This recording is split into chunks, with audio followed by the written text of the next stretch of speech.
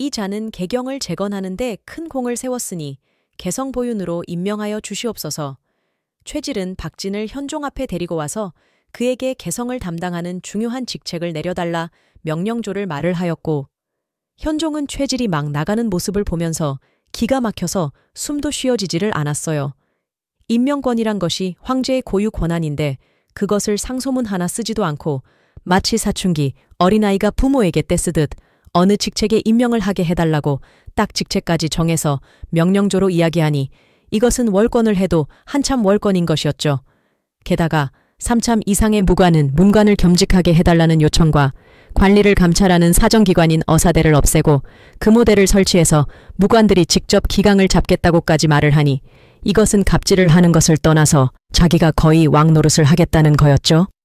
이때까지만 해도 듣고만 있던 강감찬은 국가재정의 출납과 회계를 담당하는 기관인 삼사를 없애고 도정사를 설치하여서 무관들이 국가의 재정까지 관리하겠다고 하니 더 이상은 수긍할 수가 없었습니다. 역시나 대부분의 문관들도 저게 뭐 하는 건지 이해가 가지 않아 한숨만 내쉬었고 오로지 현종만이 매우 침착한 어조로 생각해보겠다라고 이야기를 하였는데요. 일전에 현종은 때로 감정적으로 행동하면서 자신의 감정을 주체하지 못해서 자주 분개하는 모습이 나오고는 했는데 여러 가지 거사를 거치면서 한층 성숙해진 현종은 매우 화가 나는 상황에서도 일단 침착하게 대응을 하는 모습을 보여 강감찬도 속으로 놀라고 있었죠. 그러자 최질은 현종을 향해서 생각은 무슨 생각이냐면서 지금 이 자리에서 바로 결정을 내려달라고 말을 하였고, 법도를 지나쳐도 한참 지나친 깡패 같은 최질의 모습을 보면서 강감찬이 도저히 참을 수 없어 한마디를 하고 말았어요. 도대체 최질 자네는 왜 이리 무례한 것이오? 왜 그렇게 모든 걸 졸속으로 처리하는 것이오? 국가기관이라는 것이 100년을 미리 내다보고 차분하게 준비해야 하는 것이란 말이오. 라고 예의 강감찬답게 호통을 쳤고, 이 상황을 지켜보고 있던 현종은 최질이 또 난리를 피울 것이 염려되었는지 윤허한다며 강감찬의 말을 잘라버렸어요. 최질의 제안을 너무나 쉽게 수긍하더니 더 바라는 것이 있냐고 물어보기까지 하는 현종을 이해할 수 없어 바라보던 현종은 최질과의 자리를 파한 후에 따로 현종에게 찾아가 왜 이러는지 연유를 묻기로 하였습니다. 강감찬의 입장에서는 현종은 한층 성숙하고 지혜로운 성군이 되어가고 있었는데 지금 갑자기 이렇게 행동하는 게 무슨 속뜻이라도 있어서 그런 것인지, 아니면 지치고 힘든 현종이 무관들에게 백기투항이라도 하려고 하는 것인지 상당히 염려가 되는 상황이었기 때문에 직접 만나 그 속을 알아야만 했던 것이죠. 성상폐하 병마사 강감찬이옵니다. 그래, 어서 오세요. 무슨 일로 찾아오셨나요? 최질에게 맞은 부분은 좀 괜찮으신가요? 내가 지켜주지 못해 정말 미안합니다. 아닙니다, 폐하. 제 걱정은 하지 마시오. 저는 어떻게든 폐하만 무사하시다면 아무런 상관이 없습니다. 그렇게 서로의 안부를 묻던 두 사람은 이윽고 본격적으로 지금 난국을 어떻게 헤쳐나갈지 이야기를 시작했습니다. 그런데 폐하, 어찌 그리 쉽게 윤허하셨나요? 최질 저자가 그리 폐악질을 하는데 왜 바로 잡아주지 않으시나요? 그들의 칼이 두렵다고 생각하십니까? 강감찬은 어쩌면 아직 어린 나이에 현종이 무관들을 두려워할 수도 있다고 생각하여 가감없이 솔직하게 물었습니다. 하지만 여기서 강감찬이 강화한 것은 현종이 생각보다도 훨씬 더 빨리 성군이 되어가고 있다는 것이었습니다. 현종은 겉으로는 최질의 제안을 윤허했지만 속으로는 한 번도 최질을 인정한 적이 없었고 곧 그들의 세상은 끝날 것이라고 생각했기에 마지막으로 원하는 대로 행동하겠다는 척 하고 있었습니다. 그리고 현종이 쉽게 마음을 먹고 있는 것을 강감찬은 간과하고 있었습니다. 병마사, 내가 그들의 말을 윤허한 것 같습니까? 아니요, 난 단 한 번도 그들을 인정한 적이 없습니다. 그저 형부시랑이 사라지기 전 마지막으로 남긴 말을 따른 것뿐입니다. 그렇게 현종은 강감찬에게 형부시랑, 김은부가 남긴 마지막 말을 전하였고 형부시랑은 김은부의 말을 다 듣고는 그의 말이 맞다면서 고개를 끄덕였습니다.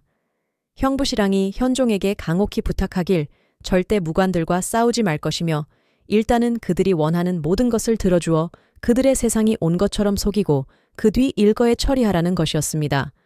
그렇지 않으면 어린아이처럼 그들은 자신들이 반란을 일으켰음에도 불구하고 뜻대로 되는 게 없다고 생각하여 현종의 목을 칠 수도 있다는 것이었습니다. 그렇게 주옥 같은 마지막 말을 남기고 사라져버린 형부시랑이 안위를 걱정하며 현종은 강감찬에게 반드시 형부시랑을 찾아달라고 부탁하는 모습을 보였습니다.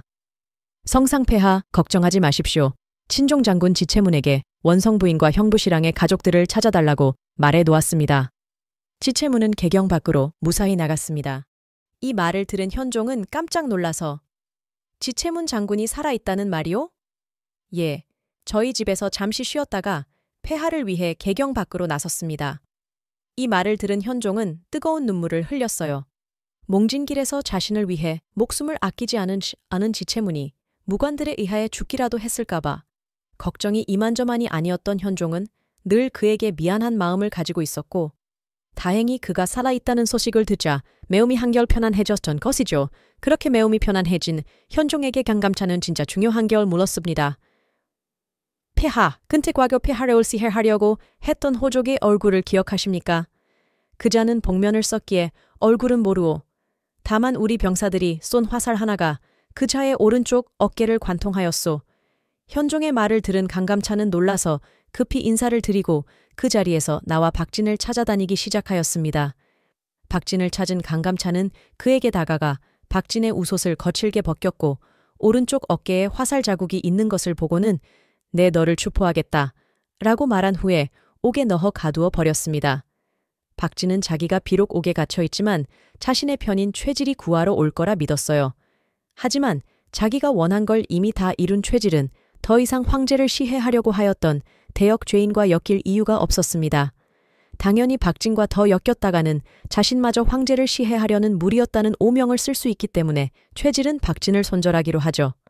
박진은 자기가 버림당했다는 것을 알고 최질에게 마지막 저주를 남겼으니 그동안 내가 너희의 머리가 되어 주었는데 나를 이렇게 죽게 놔두니 너희는 머리가 없는 몸뚱이가 되어 곧 모두 죽게 될 것이다.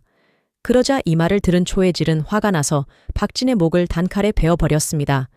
그렇게 박진은 자기의 뜻을 이루어 주었던 파트너 최질에 이해 죽게 되는데요.